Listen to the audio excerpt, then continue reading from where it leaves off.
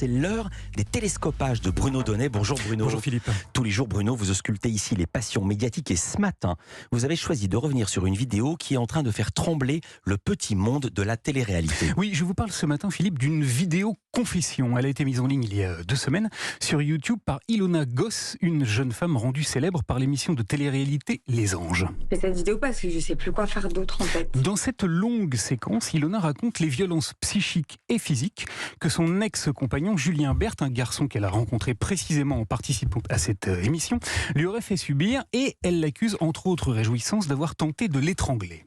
Il a levé la main, il m'a étranglé, il m'a soulevé à ça du sol. Je me rappelle juste de pleurer, j'arrivais plus à respirer, j'étais là.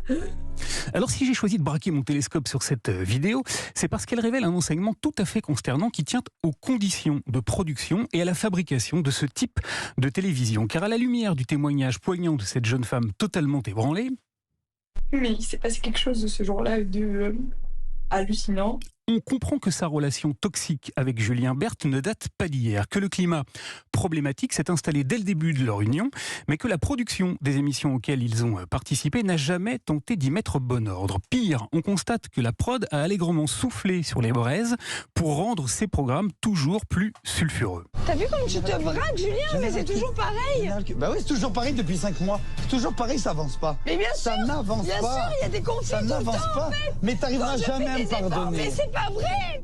Car la diffusion de cette vidéo confession a permis d'éclairer un peu mieux certains des épisodes diffusés dans ces télé-réalités. Dans celui que je vais vous faire écouter, par exemple, on entend parfaitement bien que quelque chose de grave s'est passé entre ces deux jeunes gens. T'as recommencé 10 fois, Julien. Mais recommencer l'embrouille. N'importe quel con s'embrouille. Mais c'est pas des embrouilles, c'est pas des embrouilles. Rappelle-toi des conséquences. Ici, Ilona hurle que ce qui est arrivé va bien au-delà des simples embrouilles. Et pourtant, dans l'émission, la production s'est évertuée à présenter Ilona comme une jeune femme fragile et hystérique, pendant que son compagnon, lui, était montré comme un garçon équilibré qui souffrait des excès de sa compagne. Je suis un homme malheureux. Je l'aime, je suis parfait depuis 5 mois et t'arrives pas à me redonner ma chance.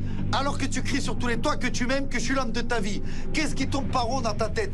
Alors vous le savez Philippe, plusieurs candidates de télé-réalité ont déjà porté plainte pour des faits de viol, de harcèlement et de violence sexuelle. Et pourtant, jamais les sociétés de production qui font leur beurre sur le succès de ces programmes n'ont jugé bon de s'atteler sérieusement au problème. Ce week-end, la journaliste du Monde Magali Cartigny a consacré un long article à cette affaire.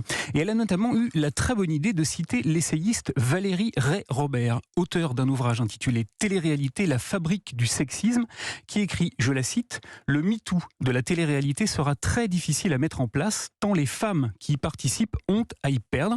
Et elle conclut en affirmant que celles qui parlent sont tout simplement sorties, exclues du circuit. Et oui, les productions ne veulent pas de problème, pas de mauvaise publicité, et elles n'hésitent pas pour cela à couvrir, à travestir la vérité, où l'on comprend, Philippe, que la télé-réalité n'a jamais aussi mal porté son nom. Merci beaucoup Bruno Donnet. À demain.